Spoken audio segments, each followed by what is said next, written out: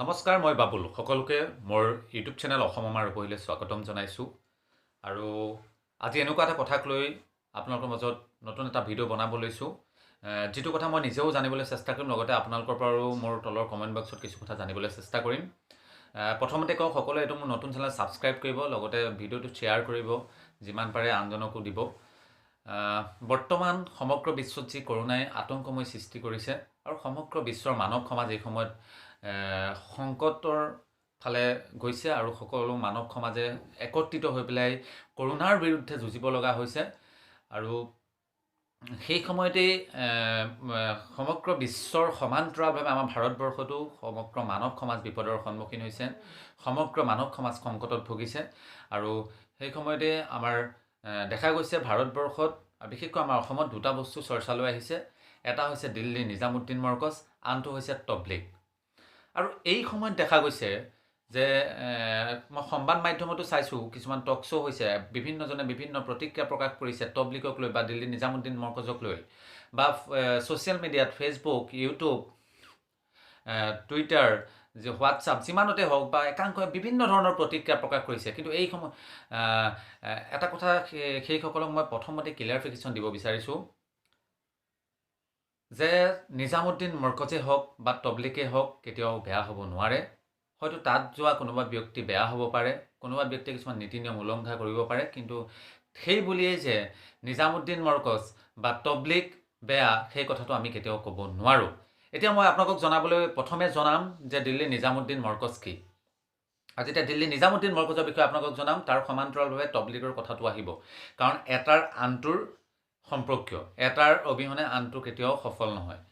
এতিয়া কথাটো হ'ল কি, দিল্লী নিজামুদ্দিন মৰকজ এনেকুৱা এটা অনুষ্ঠান যিটো সমগ্ৰ বিশ্বই চিনি পায়।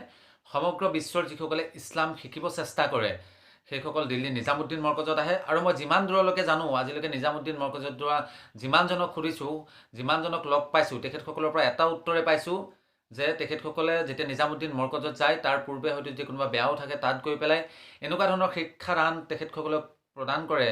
তাৰ পৰা যোন যোন জেগালৈ পঠায়, তাত তেখেতসকলে এনেকুৱা শিক্ষা পায় যি শিক্ষাৰ দ্বাৰা সমগ্ৰ বিশ্বত হিন্দু, মুছলমান, খ্ৰীষ্টিয়ান কথা নাই, কেৱল মানৱ জাতিৰ হকে কাম কৰিব শিকায়, কেৱল মানৱ জাতিৰ কল্যাণৰ হকে কথা ক'বলৈ শিকায়, কেৱল মানৱ জাতিৰ কল্যাণৰ হকে দোৱা কৰিবলৈ শিকায়। তাত মই যিমানসকলৰ পৰা পাইছোঁ সিমানসকলৰ পৰা সেইটো জানিছোঁ। তাত এজন সুস্থ সবল মানুহ, এজন মানুহ সমাজত থাকিলে কি কি কৰিব লাগে, এজন ভাল মানুহ হ'বলৈ কি কি গুণ থাকিব লাগে, সেইখিনি তাত শিকায়। কিন্তু এই সময়ত দেখা গৈছে একাংশই নিজামুদ্দিন মৰকজক বেয়াকৈ ৰূপান্তৰিত কৰিছে যেতিয়া কৰোণাৰ কথাটো ওলালে। আৰু দ্বিতীয়তে ক'ব বিচাৰে তবলিগ। একেটা কথাই, নিজামুদ্দিন মৰকজত যিসকল 3-4 মাহৰ কাৰণে যায়, পৃথিৱীৰ সকলোত প্ৰথম তাৰ পৰাই ৰূপ লৈ পেলাই বিভিন্ন জেগাত যায়, তাৰ পৰাই মানে কোন জেগাত যাব লাগিব স্থানটো দিয়ে, তাত কেইদিনমান থকাৰ পিছত সেই স্থানলৈ যায়, তেনেকৈ স্থানান্তৰিত হৈ তেওঁলোকৰ সময়খিনি সম্পূৰ্ণ শিকি আহে।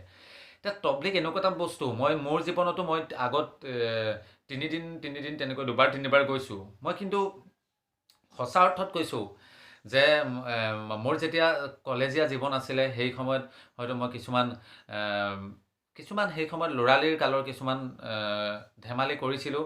কিন্তু যেতিয়া মই জামাতত গ'লোঁ, জামাতত গৈ পেলাই ঘূৰি আহি পেলাই মোক মোৰ লগৰ বন্ধুসকলে সুধিছে, তই ইমান কেনেকৈ ভাল হ'লি? তো মই ভাবোঁ সঁচাকৈ জামাত ব্যৱস্থাটোক আমি কোনোবা ব্যক্তি বেয়া কাম কৰিব পাৰে, কিন্তু জামাত ব্যৱস্থাটোক আমি কেতিয়াও গালি দিব নোৱাৰোঁ। যেতিয়া এজন মানুহ 1 মাহ বা 4 মাহৰ কাৰণে যাব, তেওঁ এজন সম্পূৰ্ণ মানুহ হৈ আহিব। তেওঁৰ মনত কেতিয়াও বিদ্বেষী ভাৱ নাথাকিব, তেওঁৰ মনত কেতিয়াও হিন্দু, মুছলমান, খ্ৰীষ্টিয়ান ভাৱ নাথাকে, কেৱল মানুহ, কেৱল মানৱ জাতিৰ কথা চিন্তা কৰিব পাৰে। এতিয়া সংবাদ মাধ্যমত দেখুৱাই আছে যে কিছুমান মানুহ আহি পলাই গৈছে যে ষ্টেচনৰ পৰা নামি পেলাই। কিন্তু মই যিমানৰ লগত যোগাযোগ কৰিছোঁ, তেখেতসকলৰ পৰাতো পলাই যোৱাৰ সম্ভেদ পোৱা নাই। কিন্তু তাৰ মাজতো হয় কোনোবাই কৰিছে, কিন্তু তেখেতসকলৰ গাত দুখ আছে। তেখেতসকলৰ কাৰণে কিন্তু সমগ্ৰ ইছলাম, তেখেতসকলৰ কাৰণে কিন্তু সমগ্ৰ তবলিগ জামাত, তেখেতসকলৰ কাৰণে কিন্তু সমগ্ৰ বিশ্ব মৰকজ দিল্লীৰ কেতিয়াও কিন্তু দোষী হ'ব নোৱাৰে। সেই কথাটো সকলোকে স্পষ্টভাৱে জনালোঁ। লগতে সদৌ শেষত কওঁ যে কৰোণা এটা বৃহৎ মহামাৰী হয়, যাৰ পৰা পৰিত্ৰাণ পাবৰ কাৰণে সমগ্ৰ বিশ্ব যুঁজি আছে। আৰু আপোনালোক সকলোৰে ওচৰত অনুৰোধ যে অসম চৰকাৰ, ভাৰত চৰকাৰে এক যুগান্তকাৰী পদক্ষেপ লৈছে, তেখেতসকলে ভাল চিন্তাৰ দ্বাৰা কাম কৰি আছে। আৰু এই সময়ত আমি সকলোৱে সহযোগ জনোৱা উচিত। সহযোগ এইদৰে কৰিব লাগে যে লকডাউন যিমান দিন দিছে, আমাক সকলোকে ঘৰত থাকিব দিছে, আমি সকলোৱে নিজে নিজে ঘৰত থকা উচিত। সদৌ শেষত সকলোকে ধন্যবাদ জ্ঞাপন কৰিছোঁ। আৰু ভিডিঅ'টো ভাল লাগিলে লাইক কৰিব, কমেণ্ট কৰিব, শ্বেয়াৰ কৰিব।